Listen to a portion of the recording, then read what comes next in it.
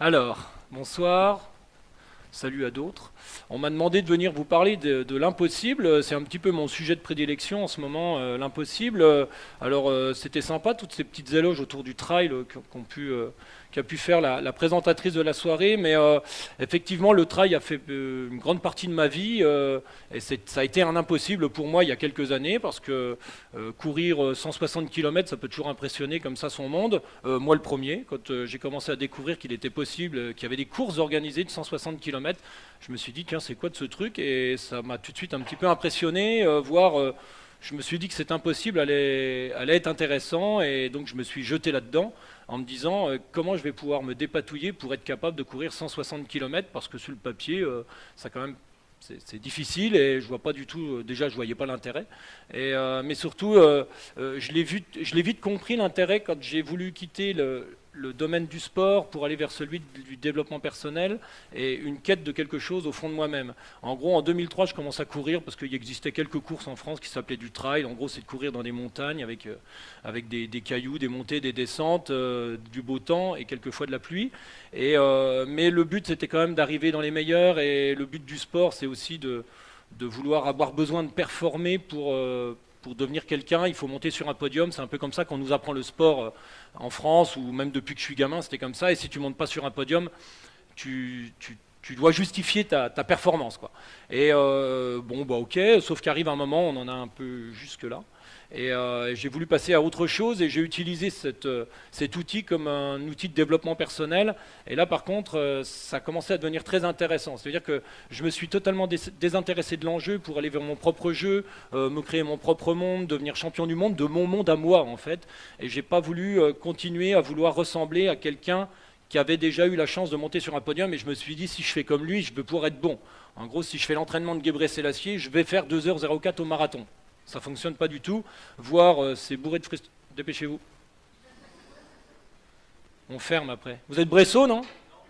Ah, il y a d'autres gens sur Terre qui arrivent en retard. Et merci. Du coup, je me suis totalement plongé dans mon monde, et je me suis dit, bon voilà, j'ai un impossible maintenant, ça va être de réaliser 170 ou 160 km en courant sur une course qui s'appelle l'Ultra Trail du Mont Blanc. Et en 2009, je me suis dit, par contre, je ne vais pas du tout utiliser le chemin que j'utilise depuis des années, que mes entraîneurs, que le monde occidental me propose dans le monde du sport moderne, parce que je ne vais jamais y arriver. D'ailleurs, je n'arrivais à rien. Je n'ai jamais fait une performance avant même que je commence à utiliser cette méthode-là.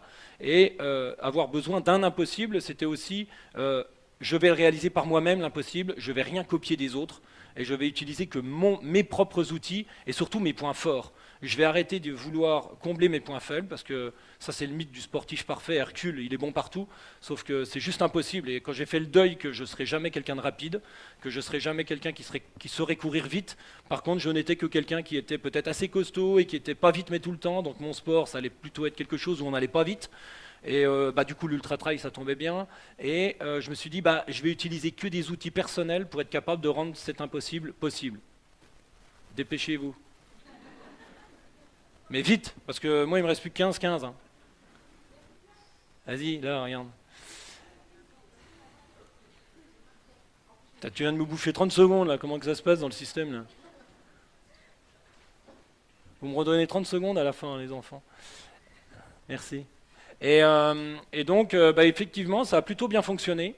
Parce que j'ai réussi à parvenir à mes fins, parce que j'ai réussi enfin à courir cette course-là. Et surtout, dans le monde du trail ou de l'ultra-trail, tu as toujours des gens bien pensants qui disent oh, de toute façon, sur un ultra-trail, c'est 4 heures de bon moment, puis après, tu portes la croix, tu galères.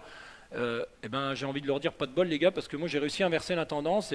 Et en 2012, 2013, 2014, ça a commencé à monter, où j'arrive à passer du départ à l'arrivée que du bon moment. Et là, je me suis dit, effectivement, la méthode est plutôt bonne. Et la méthode était surtout basée sur le fait d'avoir la tête et le corps exactement au même endroit. Avoir la tête et le corps exactement au même endroit, c'est assez facile à comprendre quand vous partez courir et que vous avez votre tête qui commence à penser quelle place je suis, à ma feuille d'impôt. Bon, là, vas-y en courant, hein, parce que c'est plus... c'est pas grave. Tu me dois 30 secondes aussi, toi. Et si tu veux, dès que tu commences à avoir ta tête et ton corps qui sont un peu dissociés, t'as ta tête qui est quelque part peut-être dans un enjeu, ou qui est dans une place, ou dans ta feuille d'impôt, ou ailleurs. En fait, je me suis rendu compte que je je dégringolais de mon niveau de performance du jour ou du moment. Et à partir de là, je me suis dit, effectivement, il faut que je trouve des outils, des moyens. Déjà que je ne suis pas très rapide par rapport aux gens qui sont autour de moi dans la course. Il faut totalement que j'anesthésie le monde extérieur au point de n'être concentré, d'avoir la tête et le corps exactement ici et maintenant avec moi-même, dans une bulle assez étanche, et être champion du monde de mon monde. Ça veut dire, si je mettais aucune attention dans le monde extérieur et que je ne me concentrais exclusivement sur moi, je sentais que c'était plutôt agréable à vivre, c'était plutôt calme et c'était plutôt performant. Et d'ailleurs, mes plus belles performances, je ne les ai réalisées que quand effectivement la tête et le corps étaient exactement au même endroit. Et là, je vais dire, ça gazait. Et quand on vit ce moment-là, ça s'appelle le flow, ça s'appelle ce que vous voulez, hein, une forme de nirvana peut-être pour d'autres personnes. Et ce moment-là, c'est juste, c'est le mot. C'est parfait, c'est un là, quoi, et ça ne bouge pas, on le tient, ça met des fois 150 mètres après le départ à se mettre en route, et une fois que c'est en route, c'est juste top. Et une fois que j'avais réussi à parvenir à ça, j'ai réussi enfin à réussir à rendre possible mon impossible, qui était comment je vais m'y prendre pour faire 160 km. Et en fait, 160 km, ça c'est juste un chiffre qui nous est donné, parce que finalement, depuis que vous êtes né, des milliers de kilomètres vous avez fait. Vous en avez bien fait beaucoup plus, même vous, que 160. Mais vouloir donner 160 km, moi j'ai enlevé aussi ça, parce que si vous partez avec 160 km à faire, vous avez le corps physique qui est là, au départ, là, et vous avez la tête qui est déjà 160 km plus loin. Donc je veux dire, le temps qu'il arrive à combler tout ça, c'est juste une catastrophe. Donc en fait, j'ai découpé à peu près, moi, en X fois 2,50 m. C'est à peu près mon long terme quand je cours, c'est 2,50 m, là, à peu près, vers là. Et à partir de là, je fais tout pour donner le meilleur de moi pour aller juste là, pour avoir la gestuelle adaptée, pour avoir, enfin, tout un tas d'éléments très techniques, hein, on pourra en parler, mais qui m'ont permis effectivement de rendre tout ça possible. Et donc, ça veut dire aller vers la zone de confort. Aller vers la zone de confort, c'est ce qu'on cherche tous. Quand vous arrivez dans un nouveau job, votre intérêt, c'est de rapidement trouver des astuces pour que ça devienne zone de confort par rapport à la tâche qui m'est demandée. Moi, il m'était demandé 160 km, il fallait que je trouve le moyen de trouver des outils. Alors moi, ça a été celui-là, c'est pas la méthode à utiliser, ça a été ma méthode qui m'ont permis d'arriver à quelque chose, de pouvoir réaliser quelque chose le mieux possible, de façon plutôt agréable, et que ça s'est bien passé. Donc ça, c'était un premier pas, et puis donc ça a mis quand même une paire d'années à être mis en place. Et là, c'est en octobre dernier, j'ai réalisé donc pour la 3e fois, je faisais la Diagonale des Fous. Donc c'est une course pareille qui paraît totalement impressionnante parce qu'ils te bazardent à coups de chiffres pour impressionner la ménagère de moins de 50 ans, mais si tu veux, il n'y a rien de fou, c'est X fois 2,50 m. Tant qu'il n'y a pas un mec qui te dit, bon, c'est bon, t'es arrivé, ça pourrait continuer très longtemps comme ça, sauf qu'il faut dormir ou manger, mais une fois que, tu vois, il n'y a rien de fou à ça, il n'y a rien de terrible. C'est juste, ça impressionne, mais c'est pas du tout difficile. Une fois qu'on a trouvé sa propre méthode, une fois qu'on est dans la zone de confort, une fois qu'on maîtrise son sujet. Donc ce qui était mon cas. Et je me suis rendu compte dans l'avion, c'est peut-être les 10 000 mètres d'altitude, là au-dessus de l'Afrique, qui m'ont fait tourner un peu le cerveau. Je me suis dit, finalement, je commence à me rendre compte que j'ai fait le tour de tout ça, et que c'est bien beau de rendre possible un impossible, qui était voilà, courir 160 km, ainsi de suite, d'avoir trouvé une méthode, une technique, du développement personnel aussi. Mais finalement, ça arrive à un moment où, quand on est dans la zone de confort, finalement, on fossilise, on coagule. Et on y retournerait pourquoi c'est bon, je sais comment ça fonctionne. Ce que j'y cherchais, ce cadre de développement personnel, cet outil qui a été l'Ultra Trail, c'est bien, mais finalement, je vais aller y chercher quoi sinon, je vais redevenir un sportif de base, comme tous ces sportifs qui vont chercher une performance. Et là, je me dis, là, je sais que je vais me mettre une balle dans le pied parce que ça ne mènera pas à grand-chose, hormis d'avoir 3 fans en plus sur Facebook ou de ça à la raconter devant ses potes avec une photo dans le journal. Mais bon, ça ne va pas aller casser 3 pattes à un canard dans mon développement personnel, d'être monté sur un podium, la belle affaire, quoi, tu vois, et puis de revenir avec un filet de saucisson. Et ça, bof, quoi. Ça n'allait pas me servir à grand-chose dans la vie, auquel cas, ça allait même être assez pathétique d'aller raconter ça à des enfants. Tu fais quoi ? Je cherche à monter sur un podium, moi, super, papa, ça me fait rêver. Et bof, quoi. Donc du coup, en tout cas, c'est pas mon kiff, quoi. C'est ça que je vais vous dire. Hein. Il y en a qui adorent ça. Hein. Ils passent des dimanches entiers à courir après des perfs. Moi, je m'en tape total de la perf. Mais je veux donner le meilleur de moi-même, et ça m'intéressait.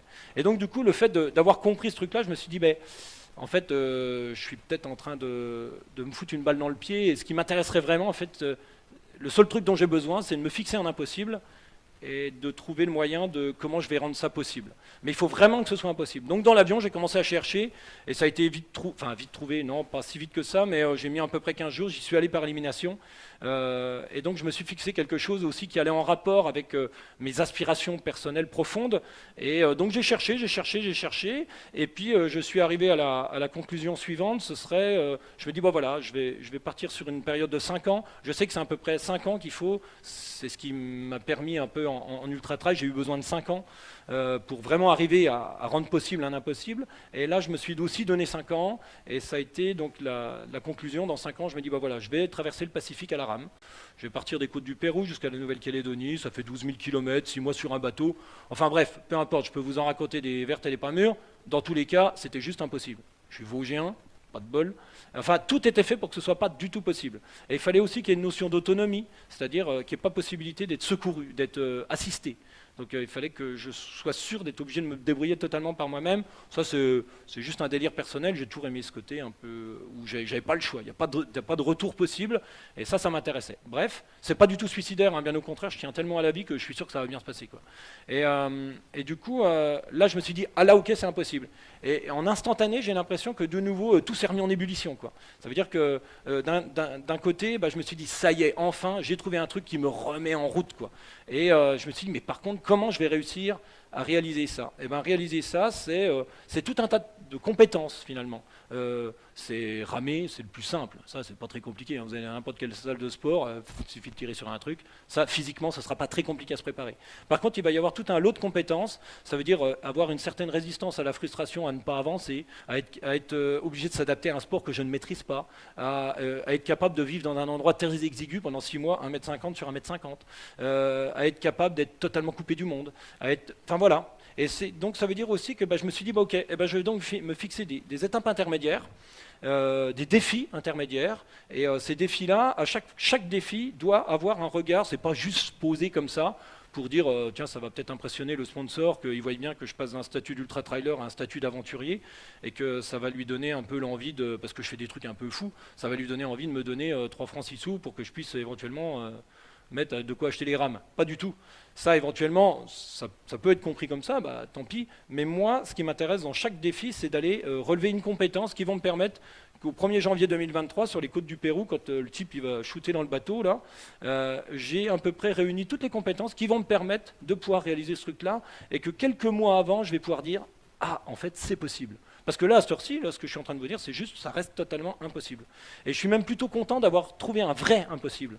Parce que, en fait, je me rends compte qu'au quotidien, je suis obligé de me donner à fond pour y arriver. Parce que si c'était un truc, mettons, imaginons, tiens, l'Everest. Alors pour les gens qui font un peu de montagne ou un peu de trail, machin, c'est pas si impossible que ça. Oui, c'est fou, oui, il y a quand même des chances de ne pas y revenir, oui, il y a des chances de même pas y arriver, ainsi de suite, mais c'est pas impossible. Parce que, bon, c'est un temps soit peu, un peu préparé, à coût de milliers d'euros, on y arrive. Ça finira bien par passer. Il faut avoir un peu de vacances, mais on y arrive. Et par contre, là, j'avais besoin d'un vrai impossible. Parce que quand je mets un vrai impossible, je pense que je mets toute mon énergie pour y arriver. Il y a un supplément d'âme qui se crée et qui est juste génial. Et si je ne l'ai pas, ça vivote, quoi. Et ça ne me plaisait pas du tout. Donc chaque étape, donc là en gros je me suis fixé 3-4 étapes par an, 3-4 défis qui doivent être créatifs, surprenants pour moi, et à chaque fois chaque défi doit relever une des compétences qui va me servir pour un futur qui sera mon fameux impossible. Tout est tourné vers ça. Toute ma vie là maintenant, depuis que j'ai décidé ce truc-là, donc je vis mon quotidien, j'ai des tas de trucs à faire, je suis conférencier, mais je suis aussi préparateur mental, et je fais ci, je fais ça. Mais n'empêche que 24 heures sur 24, presque, j'ai envie de dire que n'importe quel type d'action est tourné vers ce truc-là. Il y a toujours, dans mes journées, il y a un regard qui va vers ce truc-là, quoi. Je ne passe pas une journée sans y penser, mais je ne suis pas là pour le montrer ou pour faire chier mon monde autour de moi. Putain, on n'en peut plus de ce type qui veut traverser le Pacifique à la rame, c'est juste insupportable. Mais ça reste en moi, mais tout est tourné vers ça. Donc en gros, le premier défi, là, dans 3 semaines, ça va être de faire le tour du département des Vosges en ski-roue. Alors le ski-roue, pour ici, ça vous parle, les autres, ça ne leur parle pas du tout. Hein. La semaine dernière, j'étais du côté d'Épinal, même surtout les automobilistes, ça ne leur parle pas, mais alors du tout. Hein. Ils n'étaient pas du tout contents de me voir... Ma montée de Dounou, je m'en rappellerai, ils n'apprécient pas du tout le concept du ski-roue. Et bref, peu importe, donc en gros, je pars pour 480 km en ski-roue. Alors vous allez me dire, mais c'est pareil, c'est complètement fou. Et ouais, et moi le premier, là je me dis 480 km de ski-roue, déjà quand on a fait 40 bornes, tu as juste envie de tout casser les bâtons en deux, tout le merdier, de rentrer chez toi, c'est bon, t'en as plein les bottes. Mais là, il va falloir que je fasse quasiment 500 km. Donc j'essaye de me préparer, mais surtout, je me dis, là, je commence à quitter le monde du trail et l'ultra-trail, quelque chose de maîtrisé, compris, où j'ai trouvé toutes les techniques pour y arriver. Là, je rentre de nouveau dans un impossible, et là, je vais vers l'aventure parce que comment je vais me dépatouiller en instantané. C'est pas du tout sûr que ça fonctionne. Donc là, c'est très intéressant. Ça veut dire que je vais aussi développer cette compétence-là. C'est, vous imaginez, 12 000 km à la rame. Comment je vais faire ça? On ne sait rien. Il va falloir à chaque instant que je m'adapte, que je trouve des techniques, ainsi de suite. Et là, ça va être cette compétence-là que je vais développer.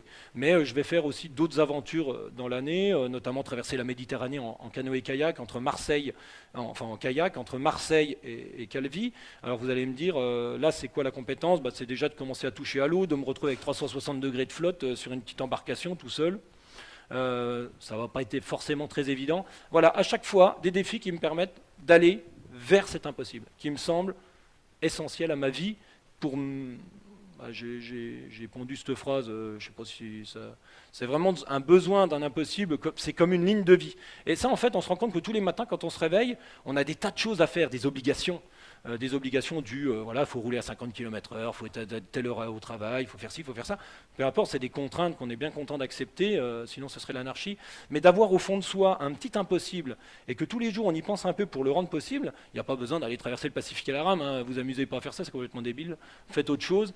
Mais quand j'accompagne certains chefs d'entreprise, par exemple, ça passe aussi parce que eux, ils ont l'impression de survoler, ils sont dans leur monde et un machin, mais ils se rendent compte que quand on arrive à leur déterminer un impossible, à tout à chacun, hein, je veux dire, il n'y a pas besoin d'être sportif de haut niveau pour avoir ça, se trouver un impossible et de tout mettre en œuvre pour y arriver, on se rend compte que ça anime un peu tous les jours. Ça évite de végéter, quoi. Et ça, alors nous, en tant que sportifs, on est friands de ça. On a besoin de relever des défis parce qu'on a toujours baigné là-dedans, enfin moi en tout cas oui, mais je veux dire, au quotidien, chacun d'entre nous, c'est aussi assez intéressant de se fixer un impossible. Je pourrais dire, mais non, c'est débile, moi ça va très bien comme ça. Oui, ça va peut-être très bien comme ça. Mais se fixer un impossible, c'est aussi le côté de ligne de vie, va en découler forcément une rigueur, parce que c'est notre propre jeu.